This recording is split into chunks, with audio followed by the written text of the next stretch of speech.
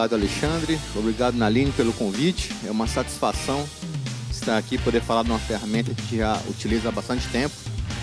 E eu espero que seja bem proveitosa a nossa apresentação. Vou passar aqui para o Luiz, que ele quer fazer uma breve introdução sobre o assunto, sobre o tema. Boa tarde, pessoal. Boa tarde, senhoras e senhores. Sérgio Naline, obrigado pelo convite, a Cefim pela oportunidade de podermos estar aqui contribuindo, né, um pouco, aliás, tentando contribuir um pouco com vocês no trabalho que vocês fazem de auditoria. E só para a gente fazer uma pequena introdução assim, do porquê, né, nós do Ministério Público Federal, que investigação é um órgão de persecução criminal, né? O que nós temos a ver, então, com auditoria fiscal, além da questão do crime tributário, da crime contra a ordem tributária, que nós atuamos, mas a nossa secretaria, em específico, atua hoje no apoio ao Procurador-Geral da República nas ações que tramitam perante STF e STJ, e nós tivemos aí diversas operações ao longo dos anos, e nessas operações envolviam, em grande parte, trabalhos realizados com Receita Federal, principalmente, a Coordenação Geral de Investigação de Pesquisa e Investigação, COPEI, mais especificamente. E ali a gente observa que o trabalho que vocês fazem de auditoria, as ferramentas, as metodologias, e foi isso que nos fez convidar, ano passado, Alexandre Alcântara para ministrar um treinamento para nós, que era auditoria contábil com enfoque em fraude, porque praticamente a gente vê que os meios, os mecanismos, as ferramentas são as mesmas, o que muda é o objetivo. Nós, muitas vezes, fazemos investigações utilizando o SIMBA, utilizando informações financeiras, não só bancárias, mas financeiras como um todo, com o objetivo de, muitas vezes, identificar outros crimes, né?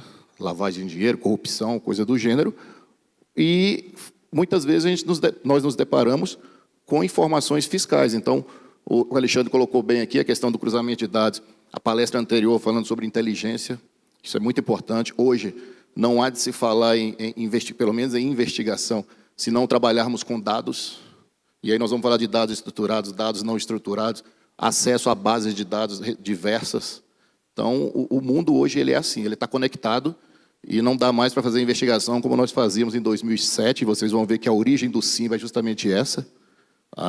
Quem se lembra aí, né? Não é tão distante quanto a contabilidade da gelatina lá, mas a gente tinha a Operação Banestado, Mensalão, né, e outros, onde a gente fazia coisa na mão, era tudo, imagina, digitar extratos, você pegar ali, numa primeira demanda, o banco atendia a requisição do Ministério Público Federal, com autorização judicial, lógico, e aí é grande vantagem que vocês vão ter em relação a nós, que vocês não precisam de autorização judicial, né, que é justamente a regulamentação do artigo 6º da Lei Complementar 105, né, de 2001.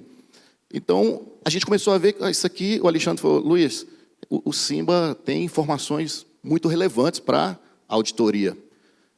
Nós vimos aqui os lançamentos, né, presunção de omissão de receitas, onde você recebe, pelo menos a gente imagina hoje que seja assim, né? Vocês recebem um extrato de uma agência, ou vocês vão intimar ali o contribuinte para poder apresentar um extrato de uma conta bancária, e ele vai apresentar o extrato que ele quer.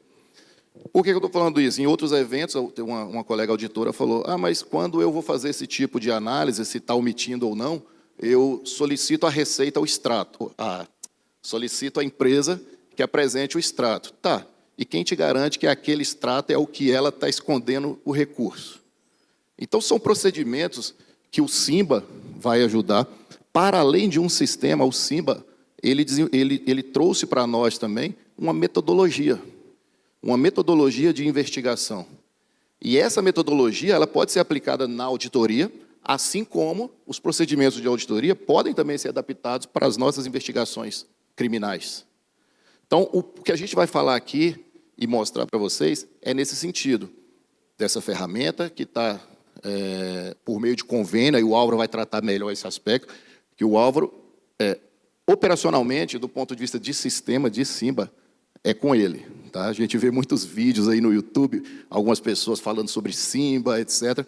Mas nós que estamos do lado de cá, que fomos, digamos, precursores na criação do sistema, que lidamos com o sistema e gerenciamos o sistema, vemos o quanto tem informação errada sobre Simba na mídia. Então, aqui hoje, vocês vão ter oportunidade de falar com quem realmente domina essa ferramenta.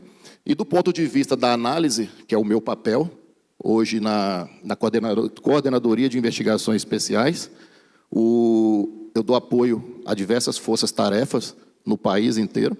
Então, a gente tem ali um trabalho muito forte de cruzamento de dados bancários e fiscais, e aí, por isso, o Sérgio, o Alexandre, a gente conversando, eles pensaram, vamos trazer esses dois vieses, então. Explicar o que é o sistema. 2, como que vocês utilizam esse sistema lá. E aí vocês, claro, vão sair daqui pensando nisso e falando, como eu posso utilizar isso nas minhas auditorias. Tá bom? Eu vou passar para o Álvaro aqui. Obrigado. Vamos lá. Quem não tinha ouvido falar de Simba até a data de hoje? Levantem a mão. Quem já utilizou o Simba? Tem nenhum estado aqui que utiliza o Simba? Tá. Bom, o Simba ele foi criado em 2007. Na época, a gente recebia os dados em mídias, CDs ou disquetes, né?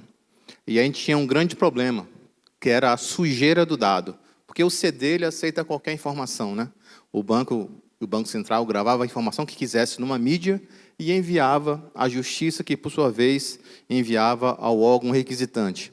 E a gente passava, às vezes, até 1 ano só para limpar essa sujeira dos dados bancários, né? Então, em 2007, a gente criou o Simba no formato que é hoje, que é um formato que ele exige uma validação de dados. Então, o Simba, o Alexandre já mencionou, ele serve para receber, processar e analisar dados bancários e financeiros. Porque agora a gente extrapolou um pouco o universo bancário.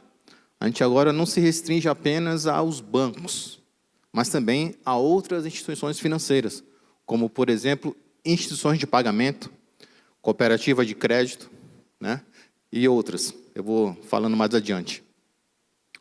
Então, foi criado lá em 2007. Hoje ele está instalado em mais de 100 órgãos no Brasil. Isso não está passando? Ah, passou. Aqui a listagem, né, dos órgãos que utilizam o Simba. Em sua maioria, são órgãos de persecução penal. Ministério Público dos Estados, Polícia Civil dos Estados, Ministério Público Federal e Polícia Federal. Mas também ele teve uma abrangência em outros órgãos. Por exemplo, órgãos do Executivo, aí, CGU, AGU, Tribunais de Contas dos Estados, Tribunais de Contas da União, né? E o maior usuário do Simba hoje é a Justiça do Trabalho, né, o TST e as suas 25 regiões, os 25 TRTs no Brasil. Qual que é a utilidade do Simba na Justiça do Trabalho? Execução trabalhista. A empresa perde o processo contra o empregador, não paga o que é devido, as verbas trabalhistas, e aí não se localiza nem patrimônio, nem recurso em nome dessa empresa devedora. Qual que é a solução? Utilizar o Simba a fim de rastrear para onde que a empresa devedora mandou os recursos. E, com isso, conseguir satisfazer o crédito trabalhista. Então, hoje, no TST, há aproximadamente 18 mil casos abertos no Simba. O segundo maior usuário é a Polícia Federal, com 10 mil casos. E o terceiro maior usuário é o MPF, com 6 mil casos. Só para vocês terem uma noção de abrangência. Outra tipo de entidade que entrou no Simba recentemente foi o Fisco Estadual. As Secretarias de Fazenda dos Estados aderiram ao Simba.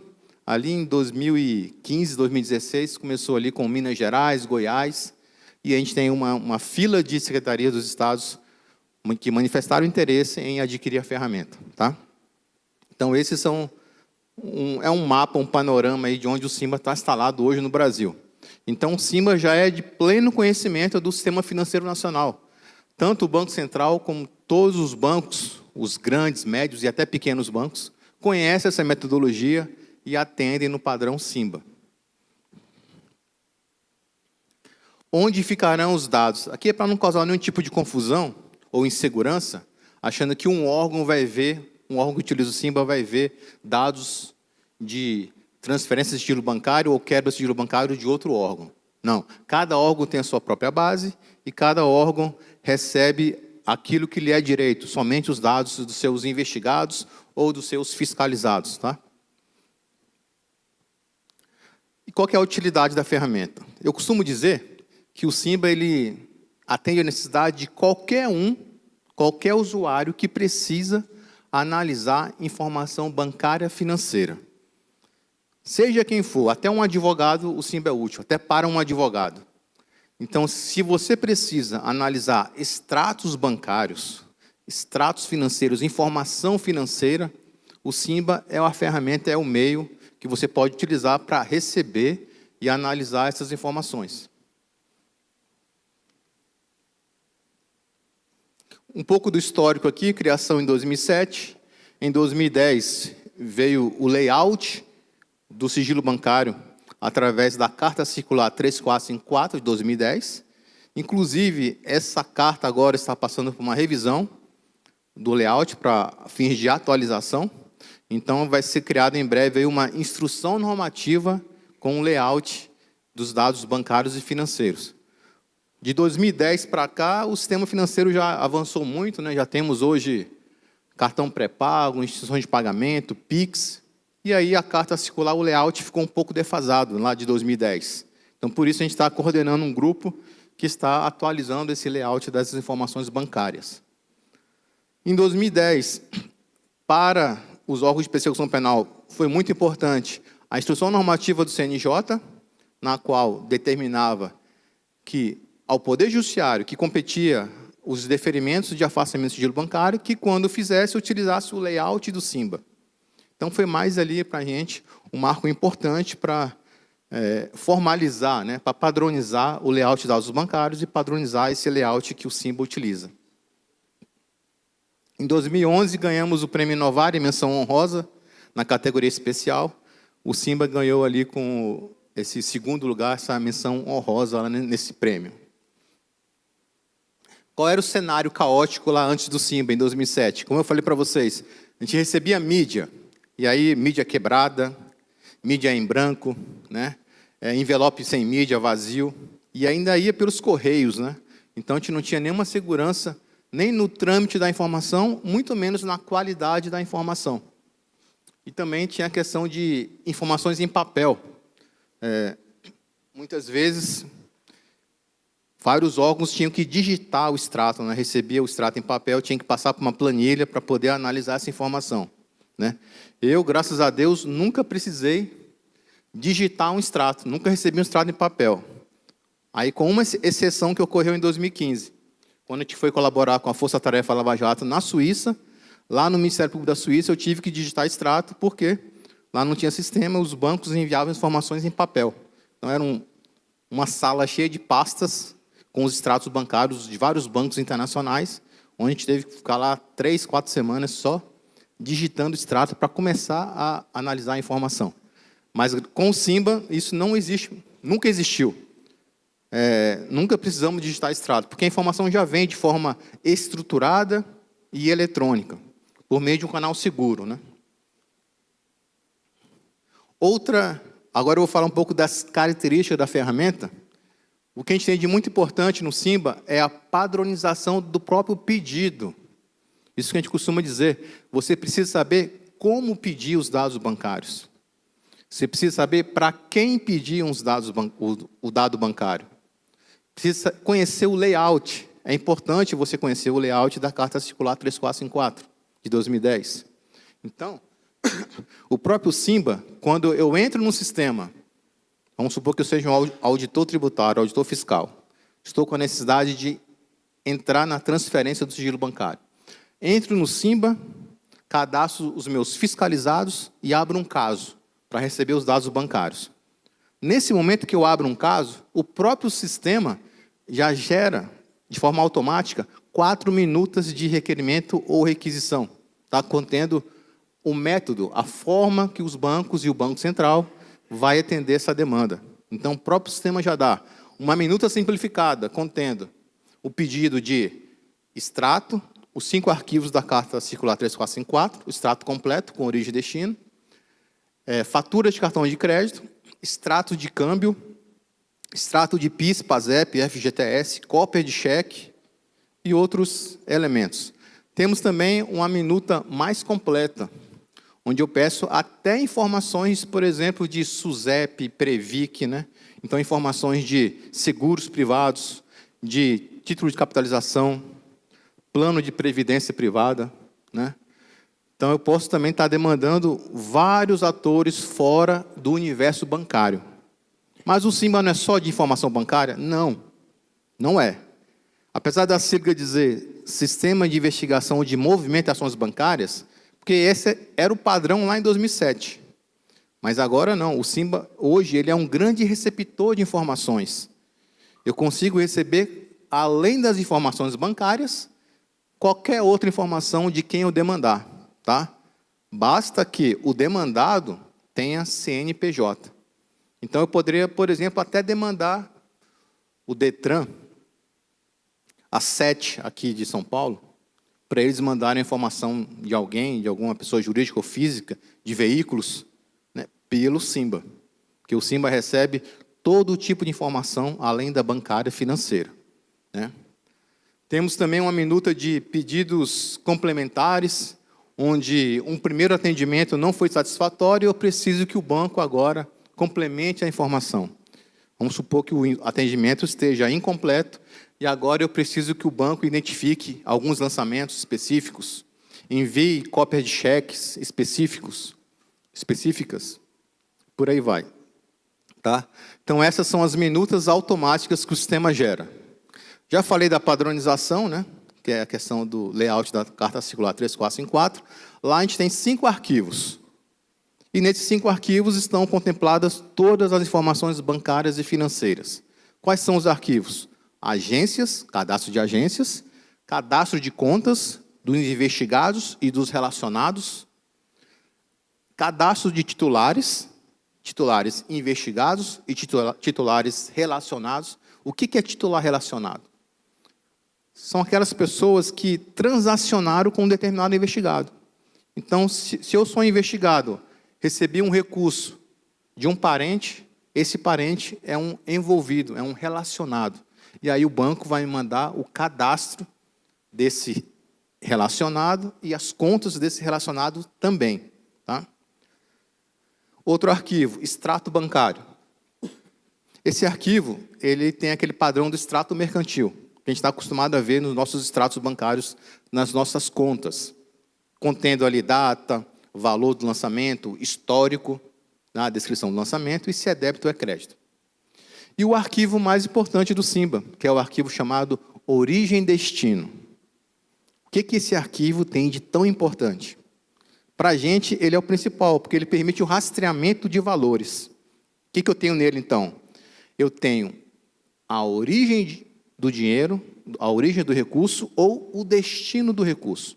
Então, se é um débito, o lançamento que eu estou analisando, eu vou ter a informação para onde foi esse recurso, para onde que a empresa está dilapidando o seu patrimônio, para onde que ela está mandando. Para uma empresa de fachada? Para um laranja? Né? Também tenho a origem, a identificação da origem. Esses créditos vieram de onde? De qual conta, de qual banco, de qual pessoa, qual CPF, qual CNPJ. Tá? Então, essa informação está contemplada no arquivo Origem e Destino, tá? Do arquivo do SIMBA. A validação dos dados. Como eu falei para vocês, quando era em CD, quando era em mídia, vinha um monte de sujeira, né? O banco mandava sujeira e a gente tinha que estar ali limpando, né? Fazendo uma faxina nos dados para que a gente pudesse só então começar a analisar a informação.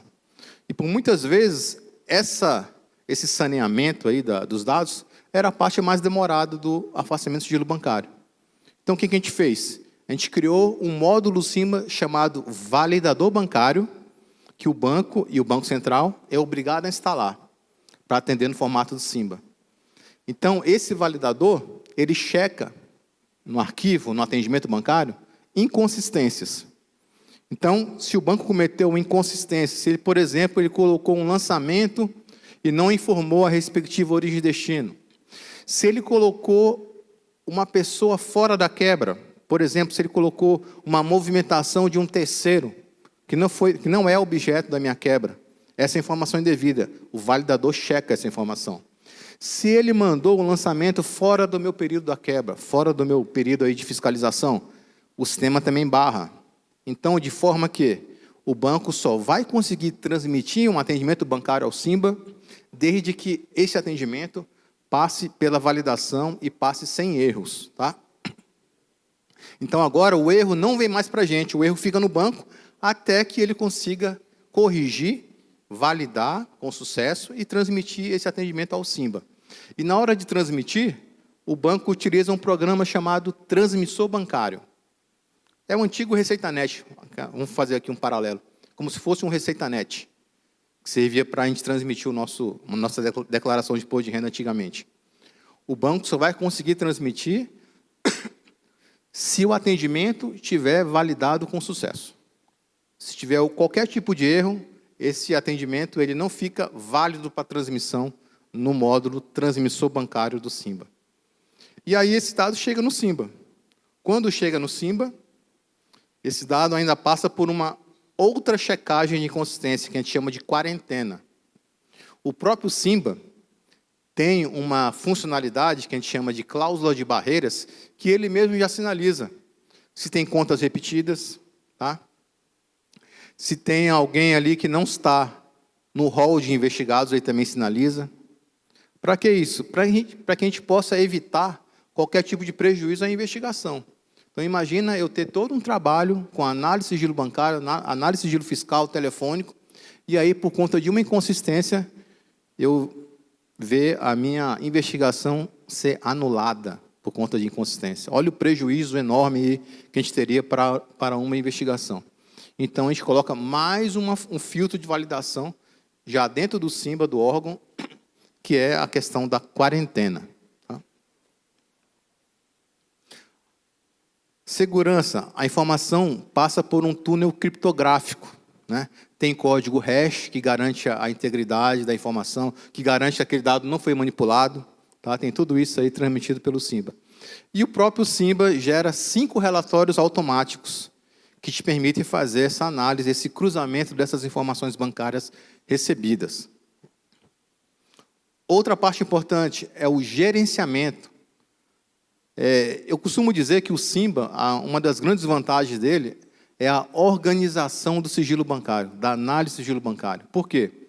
Além dele ter essas questões de validação e recepção da informação de forma segura, ele também gerencia o caso para você, para o próprio usuário. Então, eu não preciso me preocupar se todos os bancos atenderam a minha requisição. Se todas as contas foram transmitidas. Por que eu não me preocupo? Porque tem alguém que se preocupa com isso. Alguém não, o sistema, que é o próprio Simba. É o próprio Simba quem faz o monitoramento e a conciliação dos atendimentos bancários, o monitoramento do prazo do atendimento bancário. Você não precisa perder tempo com isso. Isso, para mim, é um grande ganho.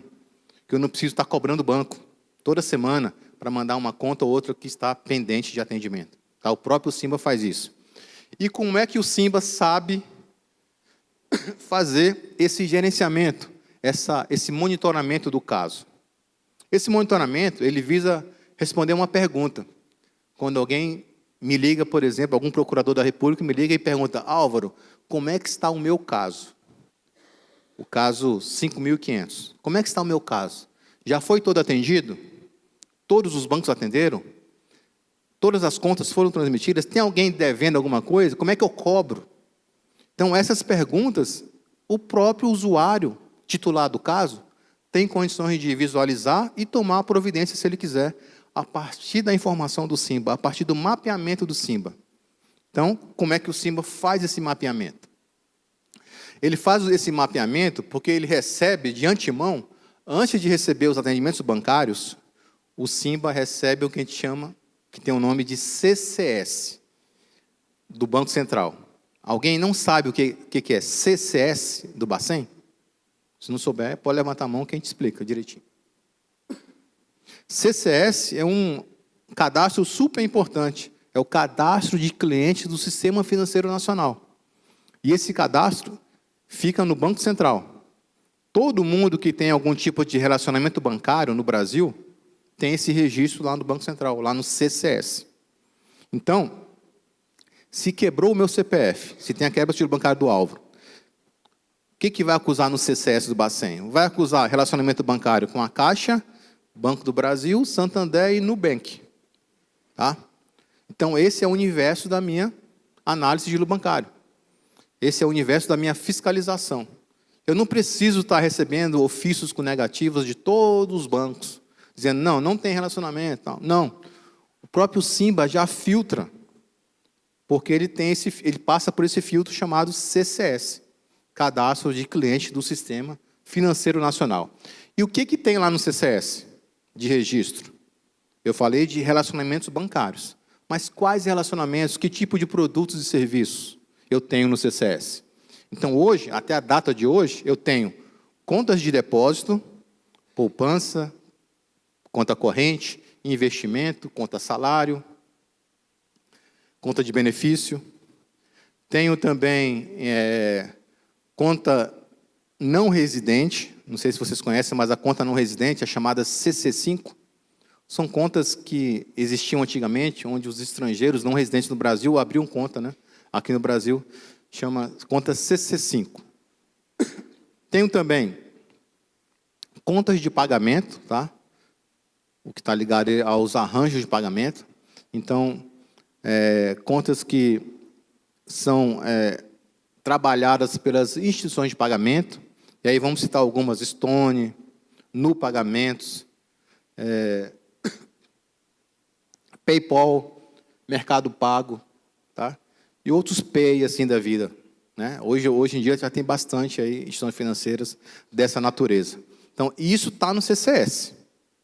E também tem a figura do outros bens, direitos e valores, outros BDV, que o Banco Central chama no CCS.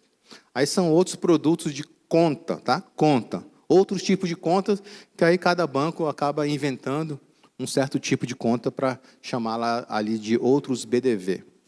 Nesse tipo de outros BDV, entra uma conta que o pessoal costuma utilizar muito para ludibriar a análise de sigilo bancário, as penhoras, por aí vai, que é a chamada conta garantida.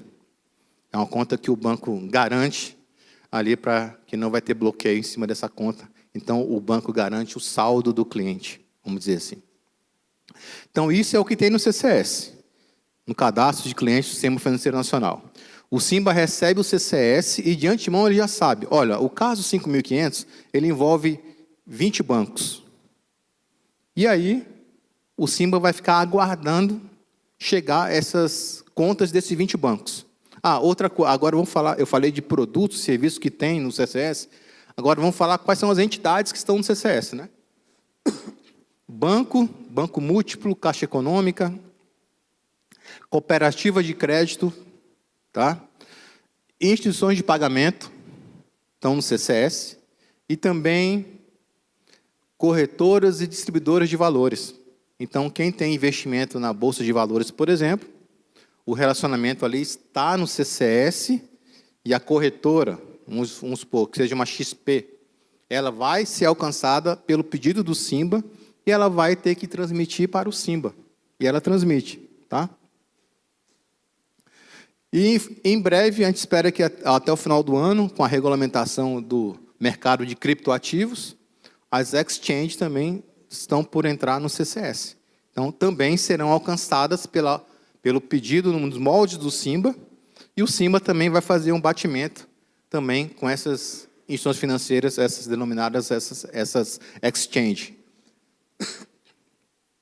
Então, o Simba armazena o CCS e fica fazendo a contagem regressiva do prazo, para ver se todos os bancos, todas as contas serão transmitidas para o caso. E o que acontece se não for transmitida no prazo, por exemplo, de 30 dias?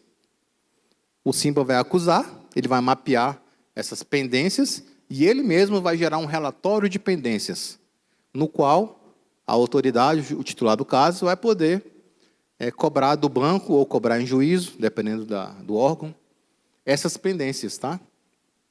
Então, o Simba vai dizer, olha, Banco do Brasil, você transmitiu para mim 999 contas. Só que no CCS consta que são 1000 contas, ou seja, está pendente uma conta.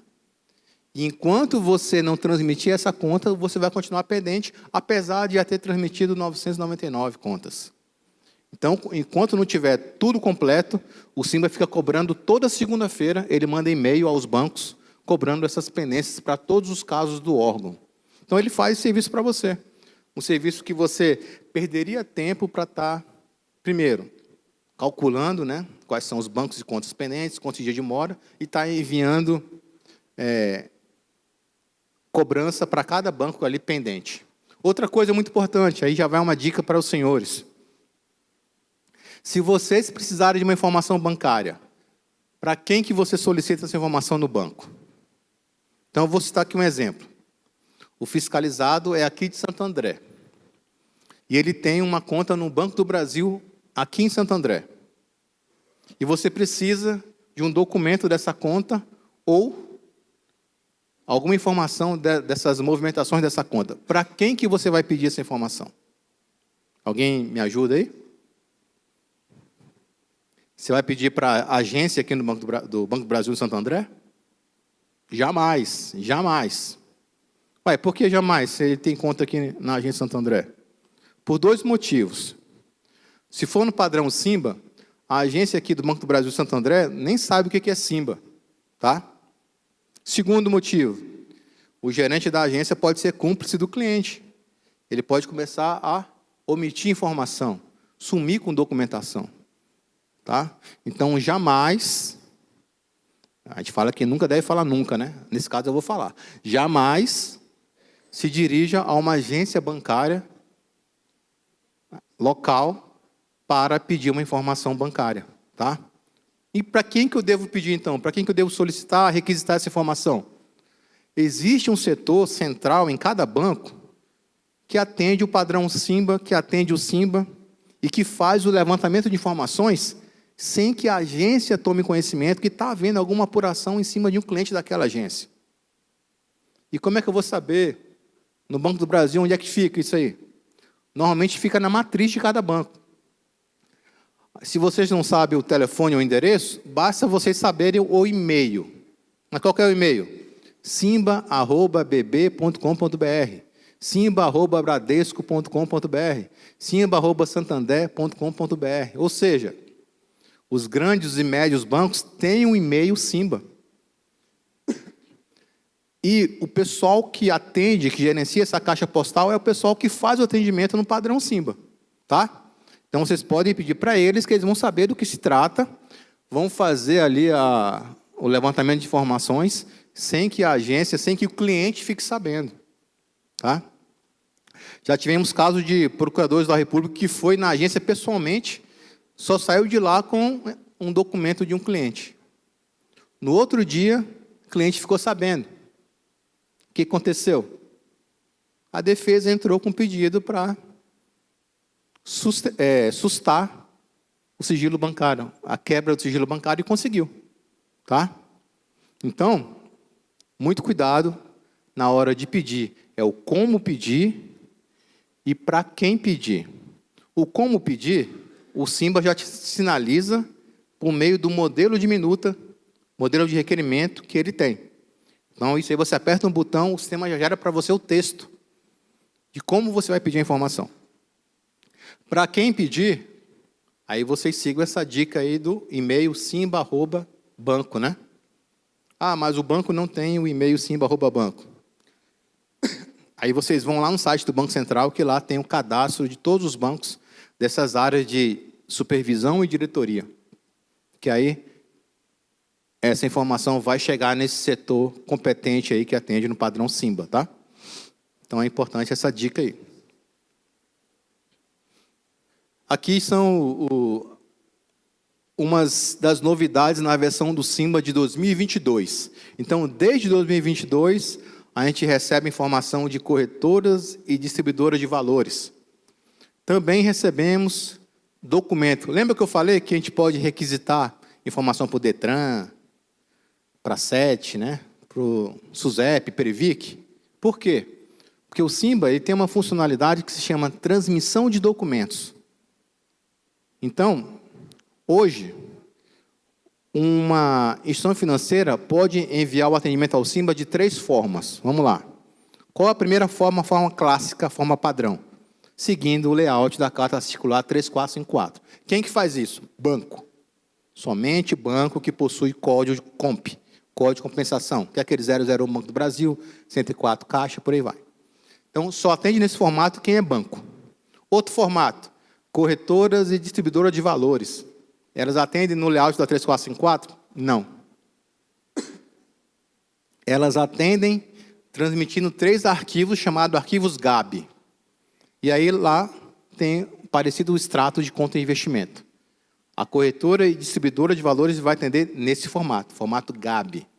E o outro formato, qual que é?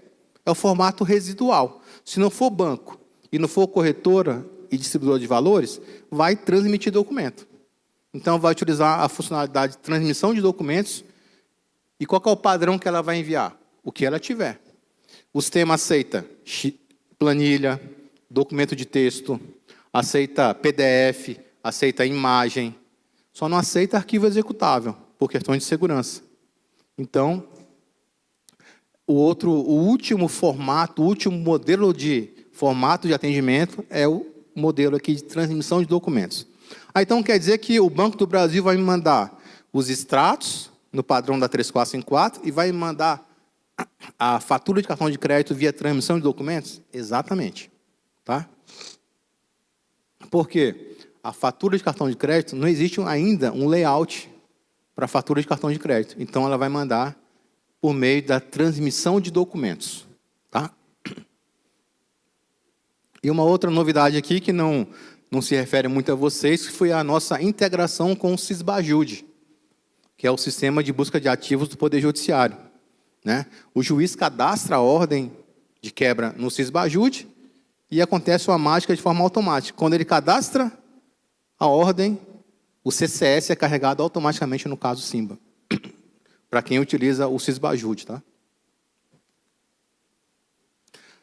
Só quem pode acessar o Simba? Olha, no nosso caso lá do MPF, só acessa a Simba quem é servidor ou procurador da República. Ou seja, que tem matrícula MPF, matrícula e-mail. Tá? Um estagiário não consegue acessar o Simba. A gente colocou de forma restrita porque é uma situação bem sensível o afastamento do sigilo bancário. Né? Então, realmente só quem é, no nosso caso, do MPF, servidor ou procurador da República, que pode acessar o Simba. Na polícia, quem acessa são os delegados, os peritos, e aí cada órgão implementa da forma que ele achar melhor ou de acordo com a sua própria natureza. Na Secretaria de Fazenda, como é que funciona o Simba? Olha, quem eu já vi instalado o Simba, em alguns estados, fica centralizado numa área gestora, que a gente pode chamar de embrião do núcleo de auditoria contábil, e lá eles fazem a gestão do Simba, eles fazem o pedido, recebem e passam os dados, os relatórios do Simba para quem solicitou a fiscalização, para o auditor responsável pela fiscalização. Né? É assim que funciona mais ou menos nas secretarias de Fazenda que eu tenho visto já que utilizam o Simba. Tá? Aí, aqui, como eu falei, a questão da organização do sigilo bancário, né? O Simba, acho que a maior vantagem do Simba é organizar o sigilo bancário, seja na qualidade da informação, ou seja, no gerenciamento do atendimento, na celeridade da quebra do sigilo bancário. Né? E aí, como eu falei, como saber se todas as contas existentes foram transmitidas? O Simba faz o batimento com o CCS. Então, ele pega o que está registrado no CCS e, enquanto não chegar tudo, ele vai ficar cobrando dos bancos de acordo com o que está registrado no CCS do Bacen. Tá? E a geração de relatórios automáticos contendo o cruzamento das informações. Bom, eu recebi os dados bancários. E agora, como é que eu vou analisar esses dados bancários? Aqui o fluxo eu não vou falar. Vou ver se eu chego aqui logo nos relatórios. Os relatórios são 5, tá? Quantidade de contas investigadas. É um tabelão contendo quantas contas de cada banco, quantas contas poupança, quantas contas correntes foram transmitidas para o caso Simba. Relatório tipo 2, detalhamentos de conta por investigado. Aí já começa a ficar bom, porque eu tenho um resumo da movimentação a crédito e a débito para cada conta. E além de ter esse resumo da movimentação a crédito e a débito, o somatório da movimentação a crédito e a débito, eu também vou ter o percentual de identificação do origem e destino daquela conta. O que isso significa? Bom, o Simba, no relatório, vai dizer o seguinte, olha, essa conta aqui do Álvaro no Banco do Brasil, ela movimentou 5 mil a crédito e o banco identificou 80% da origem desses créditos. Aí você vai dizer, 80% é pouco, é muito? Depende. Depende do tipo de movimentação, né? E essa conta movimentou 30 mil a débito. E o banco identificou 10% do destino desses débitos. Aí já está baixo, né? O percentual de identificação. Aí, provavelmente, eu vou ter que solicitar para o banco identificar mais as saídas dessa conta, identificar o destino desses débitos. Para onde foi esses 30 mil? Para onde foram? Eu tenho 30 mil, eu tenho só 10% identificado, então eu vou ter só 3 mil reais identificado de saída. Então, eu posso pedir ao banco que complemente o atendimento, desta vez, identificando as saídas que eu quiser relacionar ou todo o atendimento. Tá? Eu posso dizer assim para o Banco do Bradesco, identifica para mim os cheques acima de 5 mil reais. Aí ele vai e identifica os cheques acima de 5 mil reais, o destino desses cheques. Ou então, não, eu quero que identifique o destino de todos os cheques da conta. Aí o banco vai ter que identificar, se possível, o destino, para onde foram esses cheques, né? Onde foi compensado esses cheques. Relatório tipo 3, extrato consolidado por histórico. O Simba vai agrupar, em ordem decrescente de valores, quais são os tipos de transações, qual é o comportamento de cada conta. Ele vai dizer assim, ó, eu tenho aqui cheque depositado, 500 cheques depositados que totalizaram 100 mil reais, que corresponde a 80% de todos os créditos dessa conta. E a mesma coisa ele vai dizer para débito. Vou estar agrupado lá, TED. Eu tenho aqui 150 ocorrências, 150 transações de TED, que saíram dessa conta, que somaram 3 milhões, que corresponde a 90% de todas as saídas dessa conta. Então, isso ele vai informar para todas as contas, tá? Todas as contas, cada conta de forma separada. Esse é o relatório tipo 3, extrato consolidado por histórico. O tipo 4, aqui é a cereja do bolo, é o filé mignon, é o extrato detalhado. O que é o extrato detalhado? Eu vou ter o extrato padrão, mas aí para cada lançamento eu vou ter a informação da origem e destino daquela transação. Então, aqueles 200 cheques, agora, no extrato detalhado, ele vai apresentar de forma individual cada cheque. Então, um cheque de 5 mil foi para da conta do Banco Bradesco, foi para a Caixa Econômica, agência 0003, conta corrente, número tal, nome da pessoa e CPF da pessoa. Tá? Então, esse é o extrato detalhado. Ele mostra, de forma individualizada e detalhada, todas as transações com a sua respectiva identificação de origem, se for crédito, ou destino, se for um débito. E o relatório tipo 5 é um relatório consolidado por beneficiário depositante. Nesse relatório, o sistema agrupa quem são os maiores beneficiários dos débitos de uma determinada conta. Então, vamos supor, os maiores beneficiários dos débitos da minha conta vai ser a Vivo, né? A minha operadora de telefone, a companhia de energia elétrica, companhia de água. É quem eu costumo pagar os boletos, pagar as contas, né? Costuma sair da minha conta, né? Então, nesse relatório, consolidado por beneficiários depositantes, ele agrupa por quem está recebendo o dinheiro daquela conta ou quem está depositando dinheiro naquela conta. Isso é muito importante, isso aí, o analista, o fiscal, o auditor, que vai ter que ter a expertise de saber montar esses relatórios e onde esses relatórios vão se encaixar ali, cruzando com outras informações, tá? Aqui está o relatório. Agora, o que fazer com o relatório, aí vai da natureza de cada investigação, de cada auditoria, de cada fiscalização. Só para vocês verem aqui como é que é a cara do relatório. Relatório tipo 2, falei para vocês, né, o resumo. A crédito movimentou aqui 170 mil, dos quais o banco identificou 93% da origem desses créditos. E na saída aqui, 164 mil, dos quais o banco identificou 77% do destino desses débitos. Então, esse é o relatório tipo 2, aqui mostra o resumo, né, de cada conta, tá? Até se a conta estiver zerada, ele vai mostrar que está zerada. Quando abriu, quando encerrou a conta, quem é o titular. É porque aqui eu apaguei os dados, né? Aqui é um caso real, onde eu tive que apagar aqui as informações. Olha o relatório consolidado por histórico. Qual é a maior entrada dessa conta aqui? Proventos. Foram 72 lançamentos de proventos, que totalizaram 130 mil, que corresponde a 21% de todas as entradas dessa conta. Qual é a segunda maior entrada dessa conta?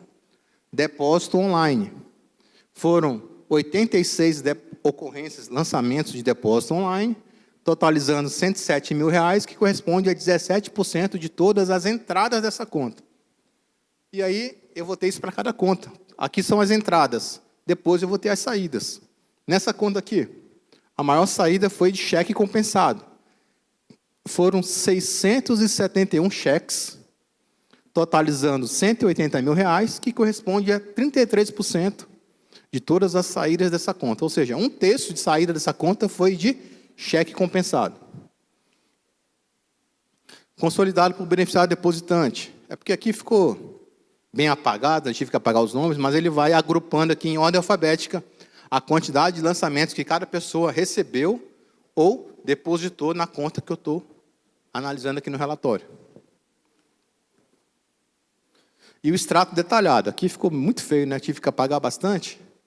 Mas aqui vai sair toda a questão da transação e, a partir daqui, a identificação da origem e destino. Eu apaguei, mas aqui vem o nome, CPF, CNPJ, banco, agência e conta, tipo de conta e o valor, né, de cada transação, de cada movimentação. Aqui são os beneficiários. Tá? Se alguém tiver alguma pergunta de Simba, sigilo bancário, banco, por favor. Tem que passar o microfone lá, né?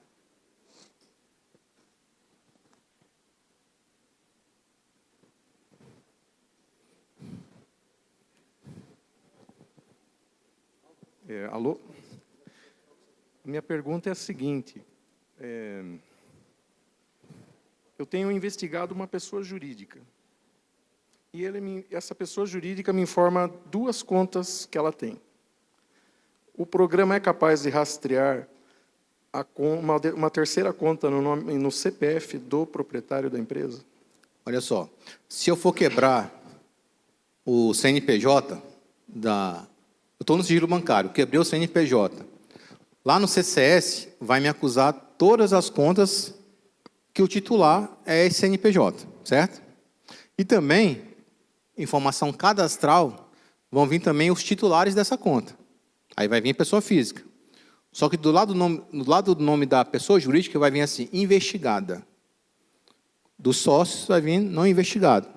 A não ser que você quebre o CPF do sócio. Tem que ser outro requerimento. Então, no primeiro momento, só vão vir as transações das contas cujo titular ou cotitular seja o CNPJ. Tá? Agora, se ele mandou o dinheiro para uma pessoa física, essa pessoa física vai vir um cadastro dela na relação de beneficiários. Vem aqui no relatório, aparece. Mas não aparece, por exemplo, todas as contas desse CPF. Qualquer beneficiário, tá? Vai vir qualquer beneficiário, desde que ele receba algum valor ou deposite como depositante, né? Então, vai vir a informação nome, CPF, agência, banco e conta. Agora, se você quiser acessar todos os extratos e contas desse CPF, aí você tem que fazer uma nova requisição, tá? E também, você tem essa informação no CCS, tá? Lembra do CCS que eu falei? Que você joga um CPF, CNPJ lá, vai vir a relação de todas as contas existentes no Sistema Financeiro Nacional, tá? Vou passar aqui para o Alexandre. Só um detalhe. A Lei Complementar 105, artigo 6º, ela garante o acesso à informação financeira do contribuinte, ok? Do CNPJ, no caso.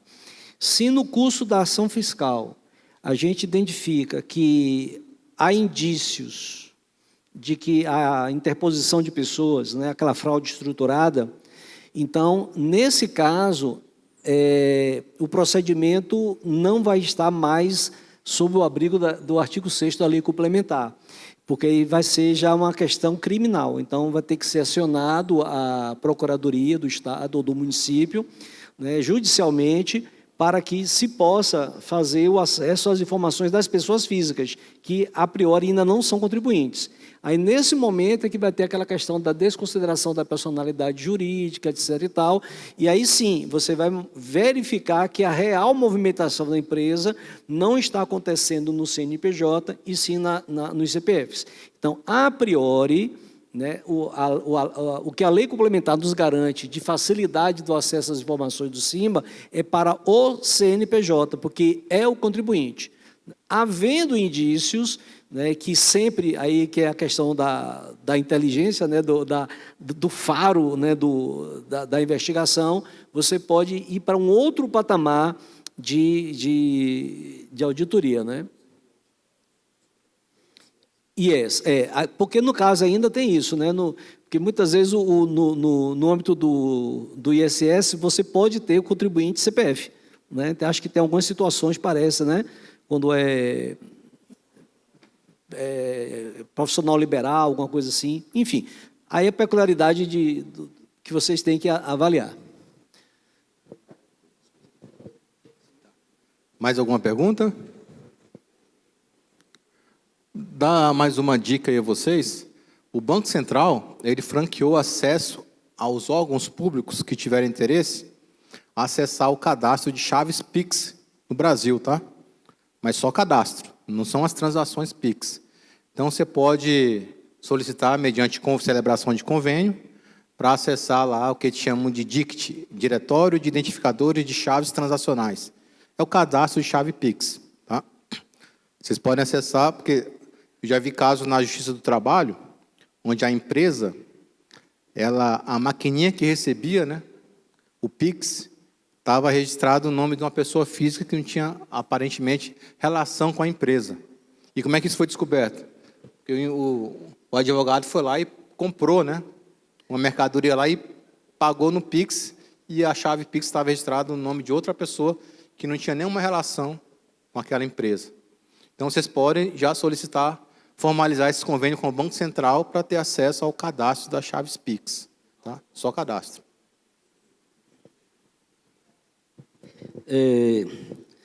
Deixa eu fazer alguns comentários aqui bem interessantes.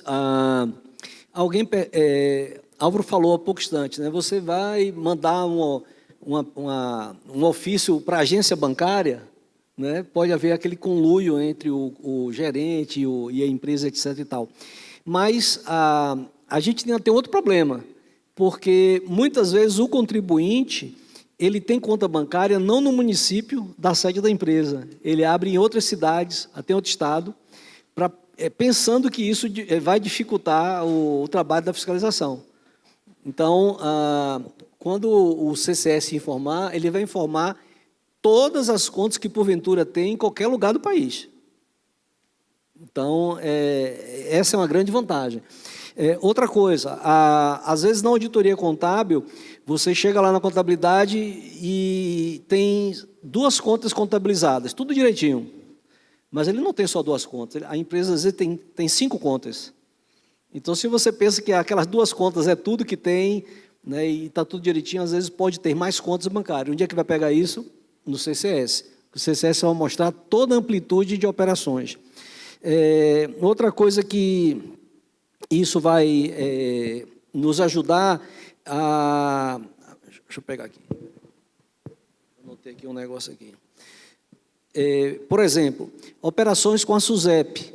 Então, se a empresa tiver imóveis ou bens, em modo geral, e esses bens estiverem segurados, a SUSEP tem acesso a todos os contratos de seguro que essa empresa tenha.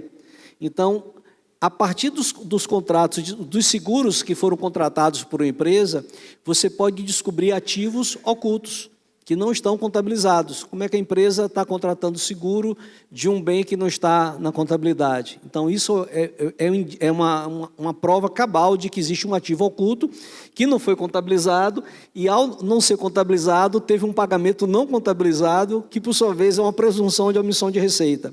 Então, observe isso aí. Outra coisa, deixa eu pegar aqui. Outra coisa que o Álvaro falou é que o Simba ele recebe não apenas os arquivos no formato do Banco Central, ele pode receber PDF, arquivo texto, né, por exemplo, extrato de cartão de crédito. Então, não tem padronização. Cada operadora de cartão de crédito vai ter um extrato de um jeito. O Contágio ele tem um módulo de extração de dados. Então, você consegue converter qualquer arquivo PDF, você consegue transformar ele em dados tabulares. Você consegue converter aquela informação em uma tabela. Então, e isso é muito interessante porque, inclusive, uma vez que você faz uma extração de dados de um determinado operadora de cartão de crédito, você consegue fazer depois os outros extratos, você consegue deixar isso em memória e fazer essa extração posteriormente. Então, receber dado em PDF não é problema. Você não vai ter que pegar o PDF para depois digitar e transformar num dado, não. O próprio Contágio já consegue fazer essa conversão, é um recurso de conversão de relatório muito poderoso que tem dentro do Contágio. E essa questão da origem do destino, né, que o falou, é o filé, né, é a cereja do bolo do trabalho. Isso é muito importante porque você vai conseguir mapear desvios da escrituração contábil. Às vezes você pega um extrato bancário convencional, que muitas vezes é o que vai estar acostado na pasta de documentos, que muitas vezes a empresa entrega para a fiscalização, e lá, na escrituração contábil, ele diz que o pagamento daquele cheque ou daquele TED foi por favorecido A, que a princípio tem relacionamento com a empresa. Mas quando você vai para o extrato de origem e destino, você vê que não foi para pagar A, foi para pagar C, D, E, que são pessoas que mantêm relacionamento com a empresa e que aquelas operações não foram registradas. Né? Então, as possibilidades de você mapear operações não escrituradas, né, e a partir daí você achar indícios realmente da real movimentação financeira da empresa é uma coisa absurda. Então, é uma ferramenta, é um recurso poderosíssimo essa questão da informação da origem e do destino. Só para finalizar, o primeiro passo, então, pessoal, só recapitulando a lição, né? Primeiro passo, CCS do Bacen. E como é que vocês acessam o CCS do Bacen? Cadastro via órgão, o órgão vai ao Banco Central, formaliza o acordo, o convênio, e aí esse órgão vai ganhar um usuário master, que vai ser responsável por cadastrar os demais usuários que vão acessar o CCS. Aí, com o CCS, o ponto de partida, você vai saber quais bancos vão mandar informações, quais bancos vocês vão requisitar as informações, né? Quais contas vão vir para vocês analisarem o extrato bancário, o extrato detalhado, a origem e destino. Então, o ponto de partida é CCS do Bacen. Tá? Bom, pessoal, Então, entendido aí o procedimento, né, entendida a sistemática do que é o SIMBA, como o SIMBA funciona, quais são os relatórios, etc., essa é a primeira etapa, digamos assim, de uma investigação financeira, que é a obtenção dos dados. Eu vou tratar aqui como investigação financeira, porque são 16 anos fazendo, então, aí vocês, onde eu falar em investigação, vocês façam um depara para a auditoria, para vocês se colocarem de como vocês poderiam aplicar isso. Tá? Então, vamos lá. Primeiro, obtenção do dado. Com o SIMBA, né, você consegue ter esses dados de forma padronizada, de forma ágil, de forma rápida e segura. Todas essas questões que o Álvaro falou da agência, de que pode ter conluio, etc., além disso, né, você tem também a situação onde não adianta você, no passado, antes do SIMBA, né, só fazendo um pequeno retrospectivo aqui, a gente fazia um pedido de quebra de sigilo bancário de uma determinada pessoa jurídica ou pessoa física. E aí você mandava esse pedido para o juiz autorizava, esse pedido ia para o Banco Central e o Banco Central circularizava isso para todos os bancos. Aí perguntava assim, banco, o Alexandre Alcântara tem conta aí nesse Banco do Brasil? Alexandre tem conta? Banco do Brasil? Ou Santander, etc. Então, mandava para todos os bancos. Aí os bancos começavam a responder, depois de meses, né? Ele não tem, aí o outro tem. Era um processo assim muito burocrático de você. Às vezes, 5 anos depois, a investigação já tinha terminado, seja com a denúncia, com o arquivamento ou algo do gênero. Aí tinha banco respondendo ainda para dizer que tinha. Ou seja, a gente ficava cego, você não tinha informação para saber se todas as contas vieram, se não vieram, se todos os bancos responderam, se não responderam. Então, aí foi essa grande revolução com a criação do quê? Do CCS, Cadastro de Clientes do Sistema Financeiro Nacional. E é o que a gente está chamando a atenção, e algumas secretarias com as quais a gente já dialogou, já conversou, têm tido êxito nesse sentido. E como o Alexandre comentou, você está ali auditando uma determinada empresa, você solicita o extrato para a agência, porque você conseguiu na sua auditoria identificar que aquela empresa ou aquela pessoa física, né, contribuinte do ISS, teria conta naquela empresa. E você vai ficar vendo só aquele extrato. E se ele tiver conta em outras agências, em outra cidade, né, em outro estado? Como que você vai saber? Por que eu estou falando isso?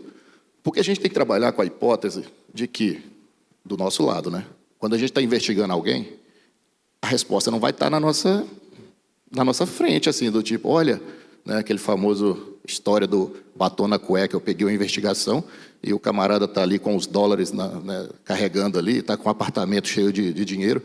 Não é sempre assim.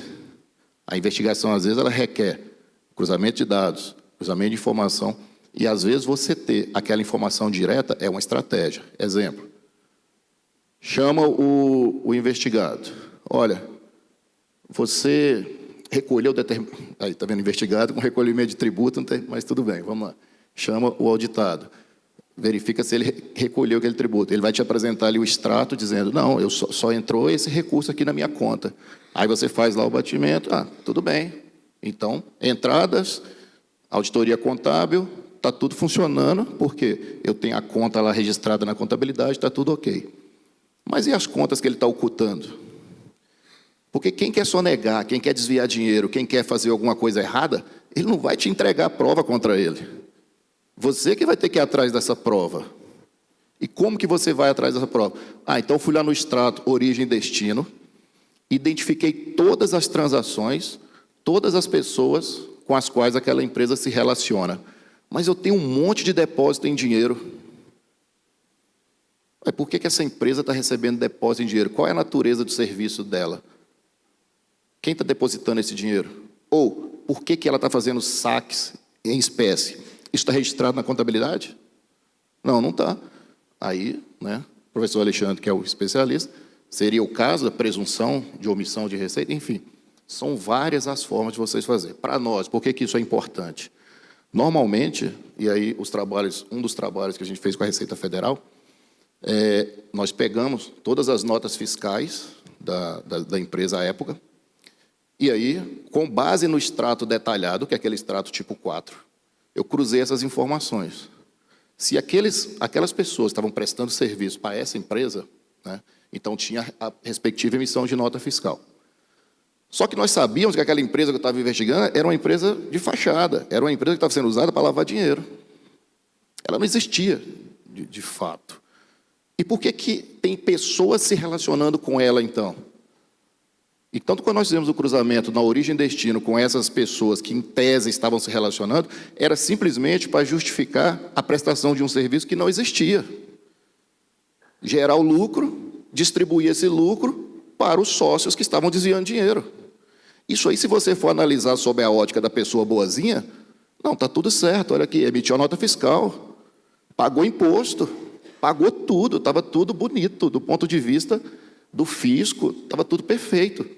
Mas as empresas não existiam. Milhões de reais sendo desviados. Tá? Então, são situações que, se não existisse o Simba, eu teria que fazer, primeiro, receber um extrato. Eu vou mostrar para vocês aqui o padrão do extrato, que é aquele padrão que nós pegamos. Você vai ali no banco, retira o extrato da sua conta bancária, você vê lá que foi feita uma TED, mas você não sabe para quem foi feito. Aqui não. Aqui, de imediato, você já sabe para quem foi feita aquela transação. Tá? Então, numa investigação bancária, normalmente, ela que normalmente as nossas investigações ela não fica só no bancário, né? Então, quando vai pedir o afastamento, a gente pede o afastamento de sigilo bancário, fiscal, telefônico, telemático, e cruza tudo isso aí num sistema. Então, você tem que identificar o quê? Total de movimentação de crédito, ou seja, verificar se há compatibilidade entre aquela movimentação bancária e o que foi declarado junto à Receita Federal. Identificar, sempre que possível, a origem e o destino do crédito. Identificar vínculos entre pessoas físicas e jurídicas. Aí, aquilo que o Alexandre comentou. A prerrogativa do fisco de não necessitar de ordem judicial, ela é em relação àquele contribuinte que vocês estão auditando. Fato. Só que você foi aqui no OD e tem lá um monte de gente ali recebendo recurso e na sua auditoria despertou em você uma necessidade de aprofundar a investigação. Mas perceba que, num primeiro momento, você já sabe quem está recebendo o dinheiro. No modo tradicional, você teria que receber um extrato, você veria a transação, aí você oficiaria o banco. Banco, me informa que transação é essa. Aí o banco demoraria 30 dias, aí manda para você. Então, pessoal, a gente está falando aqui de economia de recursos, tá? Eficiência, tempestividade. Isso que a gente está mostrando aqui é nesse sentido, de que uma investigação hoje, a gente tem casos, né, de que, recebidos os dados bancários, eu consigo gerar relatórios em 5 dias, em algumas operações, no caso que a gente atuou de 2017 até quando existiu, que era a Operação Lava Jato, que hoje falar esse nome está até perigoso, né? Que você fala em Lava Jato, fica... Mas, enfim, sem entrar no meio político, tecnicamente falando, nunca se provou nada dos nossos trabalhos nas forças-tarefas. E a gente conseguia, com muita facilidade, identificar diversas operações fraudulentas com base em afastamento de sigilo bancário, fiscal, telefônico e telemático. Então, imagina, em 5 dias você conseguir dar uma resposta para uma pergunta do tipo: o delator diz que entregou uma pasta com 300 mil reais num semáforo, num shopping lá de Brasília. Ficção, tá? Eu estou inventando esses dados aqui só para a gente... Aí alguém chega e fala assim: você consegue identificar uma transação antes do dia tal, de um saque de 300 mil reais, ou somatório de saques que dê 300 mil reais, através da quebra de sigilo bancário, autorizada judicialmente, não, o Ministério Público Federal não acessa extrato de ninguém, tá? Só através da autorização judicial. Você vai lá e vê que 2 dias antes daquilo, houve um saque de 300 mil reais. Aí você pega o celular da pessoa que foi entregar, e o celular dele sensibilizou uma herb naquele shopping. Aí você pega as câmeras e vê que o carro passou por aquele... Então, assim, perceba que você não tem a resposta, às vezes, de imediato. E o que isso tem a ver com a auditoria? Aí eu não sei, vocês vão ter que, dentro do trabalho de vocês, do espectro de trabalho de vocês, saber como utilizar esse tipo de informação. Tá? Então, são algumas perguntas que a gente consegue responder. Por exemplo, qual o total de movimentação financeira na conta do contribuinte? Você tem essa resposta de imediato. Qual o total de créditos efetivos?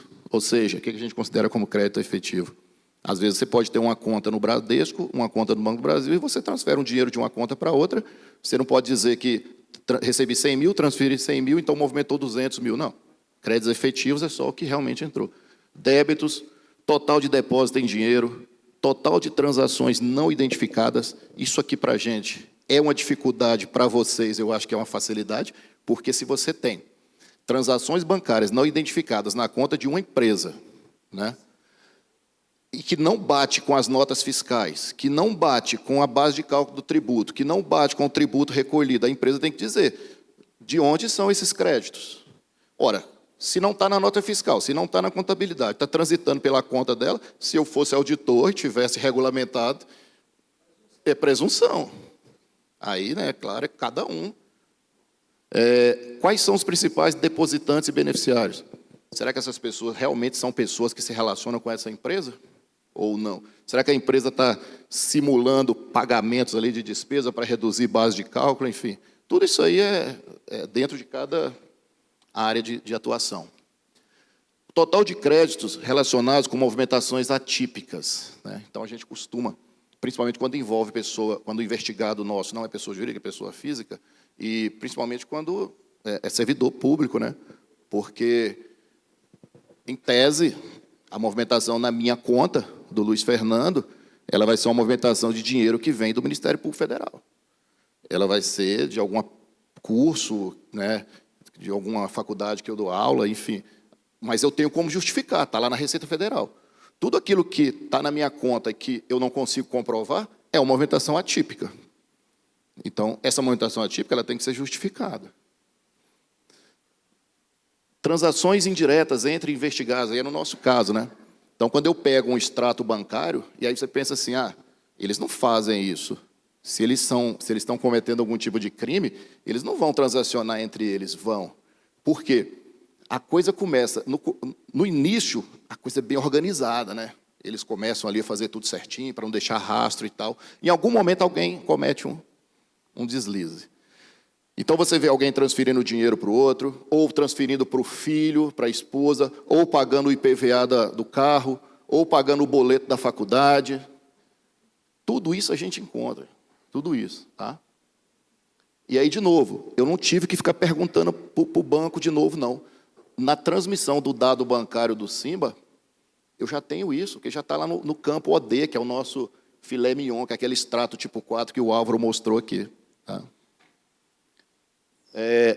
Qual o destino final do crédito? Olha a quantidade de perguntas aqui, que a gente podia chamar até de tipologias, que você pode criar dentro desse universo da análise bancária. A gente trabalha muito com questões de Smurf, contas centralizadas, né? Então, você tem uma conta bancária que fica ali somente para passar o dinheiro. E, na verdade, tem lá as empresas noteiras, né? Você pega as empresas noteiras, eu não sei se aqui em São Paulo acontece, mas em alguns estados acontece, de você abrir empresa somente para emitir notas fiscais. E aí, muitas vezes, essa empresa ela não fica com dinheiro na conta dela.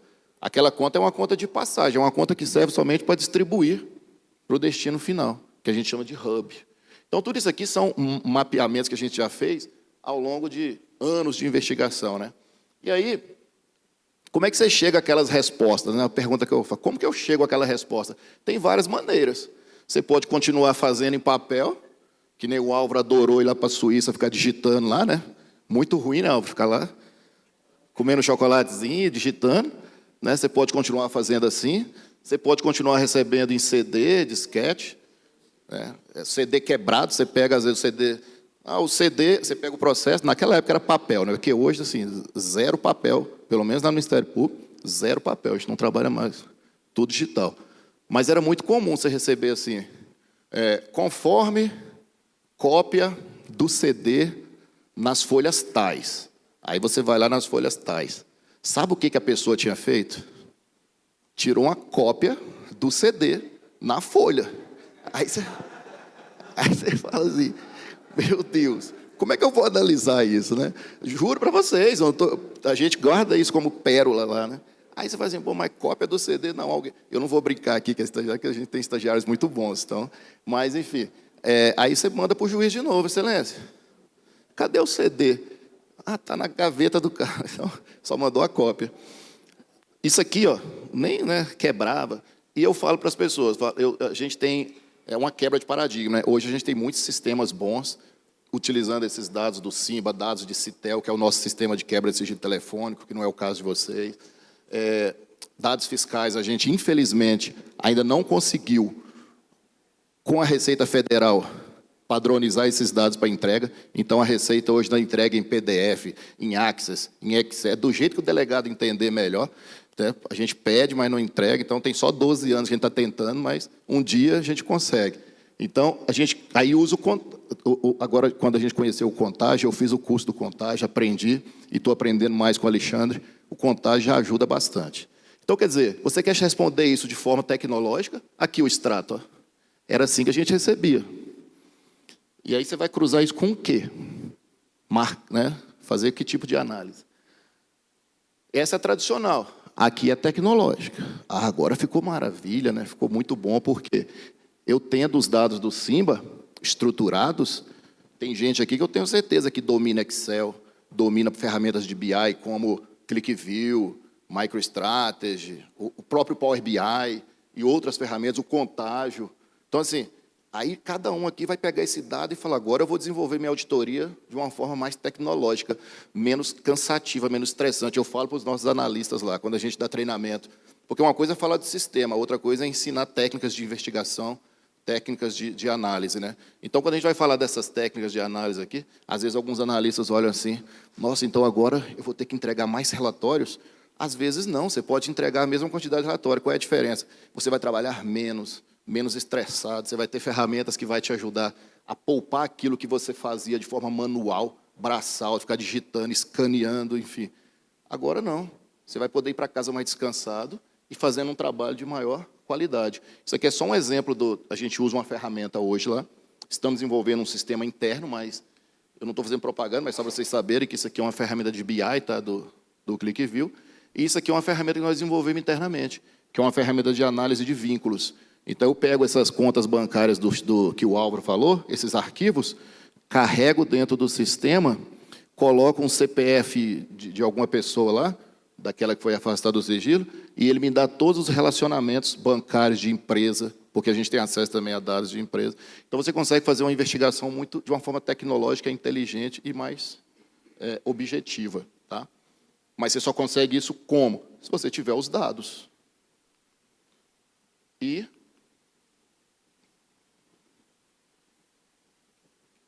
Falhou? E aí, para ter tudo isso, para ter acesso ao SIMBA, para ter acesso ao CCS, para ter esse acesso direto ao dado bancário, que, na verdade, a lei complementar ela já estava lá, né? Só que o que havia era uma discussão no STF se aquele artigo ele era constitucional ou não. Esse é o ponto de partida que o Alexandre está comentando aqui. Né? O artigo já existia há muito tempo. A questão é constitucional, não é constitucional? Então, existia aquele receio. Alguma autoridade fiscal, muitas vezes, falava, eu quero até regulamentar, eu quero usar, e muitos usavam, né? Só que aí se deparava com essa questão de que o contribuinte ia lá no STF, olha, isso aqui é inconstitucional, isso é inconstitucional. O STF veio e falou, não é inconstitucional. Ou seja, deu uma liberdade muito grande para vocês terem acesso aos dados. E lembrando que a norma é clara, né? Fala de transferência do sigilo, ou seja, não é a quebra do sigilo, eu vou quebrar o sigilo, então não tem mais, não. O que o judiciário disse foi, o que o STF disse foi, eu transfiro para vocês a responsabilidade desse sigilo, então vocês vão receber os dados e vão ter todas as responsabilidades de guardar esse dado. Daí a importância de você ter o quê? Um sistema que seja seguro, um processo que seja seguro, seja com o SIMBA, e é bom fazer um parêntese aqui para vocês, seja com o SIMBA ou sem o SIMBA, vocês já podem implementar uma metodologia, ou seja, a partir de agora, tendo esse tipo de conhecimento, eu estou fazendo uma auditoria e eu preciso do dado fiscal. Para quem eu vou pedir? Né? Já está regulamentado o artigo 6º aqui na sua Secretaria de Fazenda, na Secretaria de Fazenda de cada um de vocês aqui, de cada município que está aqui? Não, não está regulamentado. Não, Luiz, está regulamentado. Ok, então como que eu vou fazer agora? Eu vou mandar ofício para a agência? Não. Se eu estou... Primeira coisa, CCS. Tocantins, a gente esteve lá em Tocantins em agosto, né? Tocantins já regulamentou, Tocantins já está com convênio com o Banco Central. Então, hoje chega uma auditoria lá em Tocantins, o que eles fazem? Eles vão acessar, pegar o CPF CNPJ daquela pessoa, claro, tendo um procedimento aberto, né? Fiscalização aberta. Ele vai acessar no CCS e vai ver lá. Onde essa pessoa tem conta? 10 contas. Ele pode pegar aquelas 10 contas de cada banco e oficiar o banco para que o banco envie esses dados num layout, aí se vai ser por e-mail, se vai ser por um sistema, se ainda vocês vão ter que usar o CD por enquanto, se vai ser em nuvem. Está vendo que uma série de passo a passo que vocês precisam criar? Por que eu estou falando isso? Porque mesmo que, e aí a gente vai ter que discutir isso, se vai ser através de cada município, vai ser uma associação, aquilo que a gente levantou, né? Porque o Estado de São Paulo, imagina, 6.000 municípios tentando fazer convênio com o Simba. Nunca vamos conseguir. Então, tudo isso aqui vai passar por uma estratégia, tá? Por discussões internas, seja através da CEFIM, enfim. Né? Mas, feita a regulamentação, recebendo esses dados, através do Simba, é o mundo ideal. É o mundo ideal. Não sendo, vocês já podem criar procedimentos? Na minha opinião, sim. Procedimentos que vão ajudar vocês a receberem esses dados. Principalmente a saber, estou investigando o Luiz Fernando. Ele tem conta só no Banco do Brasil? Não, eu posso ter conta no Bradesco, no Santander, assim por diante. Então, vocês já vão ter ali uma inteligência, aí entra a questão da inteligência também. Uma vez sabendo que essas pessoas têm conta em vários bancos, eu já vou oficiar cada banco, ou eu vou chamar essa pessoa aqui para entregar o extrato? Você pode fazer a engenharia reversa, você chama esse contribuinte e fala, olha, requisitando, eu não sei os termos que vocês usam, requisitando que ele forneça os dados do extrato bancário da conta da empresa. Aí ele vem e entrega só do Bradesco. Aí você já pode falar assim, espera aí, eu tenho informação de que o cara está sonegando. Eu peço aos extratos, ele traz só do Bradesco, não trouxe do Santander, não trouxe do Banco do Brasil, eu já não vou querer o do Bradesco mais, agora eu quero os outros. É onde você vai achar a fraude. Tá? Então, tudo isso passa por a expertise de cada um de vocês, na área de vocês. Nós, às vezes, usamos algumas técnicas desse tipo. Tá? Então, o que ele diz lá? Vocês vão poder ter acesso, sim, a essas informações, né, para esses exames, que são considerados indispensáveis, desde que tenha um procedimento instaurado ou procedimento fiscal em curso. Essa regulamentação, o Alexandre tem lá na página dele, eu até fiz um material também, mostrando aquele mapa, os estados que já regulamentaram, ele mostrou também, né, Alexandre? Para poder verificar. E aí, pessoal, a gente, claro que lá no Tocantins a gente ficou 2 dias, né? Que esse tempinho a gente teve que cortar bastante a apresentação, que era mais, e era planejado isso, foi muito bem conversado com a CEFIM, sobre como seria, né, a apresentação. Então, era só para dar para vocês aqui alguns insights do que é a ferramenta e do que essa ferramenta pode proporcionar e que também, antes mesmo de ter a ferramenta, vocês já podem ter acesso a diversas informações, como cadastro de clientes do Sistema Financeiro Nacional, cadastros de chave Pix, para você também querer investigar se ele está usando a mesma conta ou não, e procedimentos que vocês vão poder adotar para melhorar, de repente, a obtenção dessa informação. E lembrando que cada banco vai ter um setor específico para atender. Não vai ser a agência de Santo André, não vai ser a agência de São Bernardo, de Diadema, enfim, vai ser um setor central para que vai atender vocês, que muitas vezes são pessoas que não têm aquele contato direto com o gerente, né, com o cliente. São pessoas que estão numa matriz e que vão poder responder com mais imparcialidade esse tipo de demanda. Tá bom? Eu fico à disposição, eu e o Álvaro, para a gente esclarecer alguma dúvida, caso vocês tenham. Tem 5 minutinhos, né?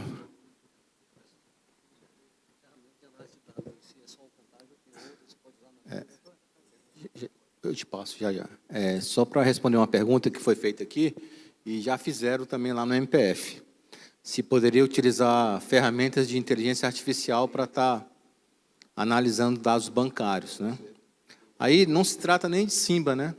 A nossa proibição lá é porque são dados sigilosos. Então, por ser dados sigilosos, a gente não pode subir isso aí numa ferramenta de inteligência artificial que armazena e aprende com a informação que a gente passa, né? Então, no caso de vocês, é transferência de sigilo.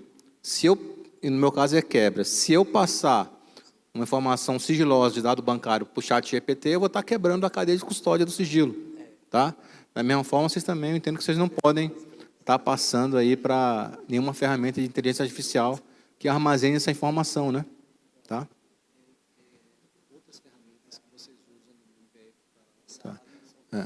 O Luiz vai falar aqui de outras ferramentas que a gente utiliza, complementando já os relatórios do Simba, né? Que a gente leva esses dados também para outras ferramentas de análise de dados. Os relatórios do Simba, eles são mais utilizados, porque assim, a gente tem que pensar num Ministério Público Federal, né, que está aí no país inteiro, e que nem todo procurador tem uma assessoria como a nossa para poder assessorar ali o procurador-geral. Então, se a gente for considerar, por exemplo, nós somos hoje peritos, né, que atuam nessa área de apoio aos procuradores, nós somos 29, espalhados no país inteiro.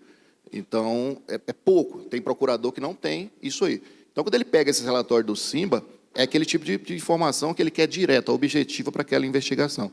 Quando são investigações mais complexas, que são essas que a minha coordenadoria atua, a gente usa várias ferramentas. Por exemplo, eu falei de ferramentas de BI. Citei ClickView, porque ClickView é a licença que nós compramos. Então, a gente usa o ClickView. Luiz, eu quero usar Excel. Usa Excel. Quero usar Access. Pode usar Access. Quero usar o Contágio. Posso usar o Contágio. Aí nós temos uma ferramenta sendo desenvolvida internamente, aqueles diagramas que eu mostrei para vocês ali, que é uma ferramenta nossa, que a gente está chamando de MPF Análise. Nossa TI, nossa equipe de TI está desenvolvendo uma ferramenta, está ficando muito, muito bacana. Então, assim, a forma como você vai analisar o dado independe. Por quê? Uma vez você recebendo esse dado estruturado, aí você pode usar em qualquer... Vai ter gente aqui que domina Excel, vai ter gente que domina Access, tá? Mas o Simba, em si, ele já te dá muitos relatórios, muitos insights para isso. Sobre inteligência artificial, nós tivemos agora até uma instrução, uma portaria, né, falando sobre a questão do uso de dados lá no Ministério Federal com essa inteligência artificial. Por quê? Isso é uma coisa que, apesar de estar sendo muito falada, né, muita gente fala de inteligência artificial e você pensa assim, pô, aquela pessoa, autoridade de inteligência artificial. Não, ela só ouviu falar no chat GPT. Então, assim, está longe de entender de inteligência artificial, mas está sendo difundida. E aí você tem, muitas vezes, nós tivemos situações, né, ouvimos falar, não foi no Ministério Público Federal, de pessoas que pegavam ali uma informação sigilosa e colocava na IA para IA analisar, né? E ainda na gratuita, né? Nem na GPT-4. Eu estava lá no GPT 3.5, que é pior ainda. Então, hoje, se a gente falar assim, nós temos sistemas hoje que atuam com LLM, né, que é a linguagem de máquina, né, machine learning. Mas inteligência artificial propriamente dita, nós não temos nenhuma ferramenta ainda que faça esse tipo de análise. Está caminhando para ter. E aí, vamos supor, se você... Imagina aqui que a Secretaria de Fazenda queira adquirir uma licença Enterprise aí da ChatGPT. Vai ter toda uma regulamentação, discussão sobre dados, quem pode acessar, quem não pode acessar. Porque, gente, uma coisa é a seguinte, por mais que a gente diga aqui que tem que guardar sigilo, tem que ter segurança, etc. e tal, vira e mexe tem um hacker entrando aí em alguma... Então, falar de rede, falar de internet, de computador e de segurança 100%, essas coisas não caminham juntas.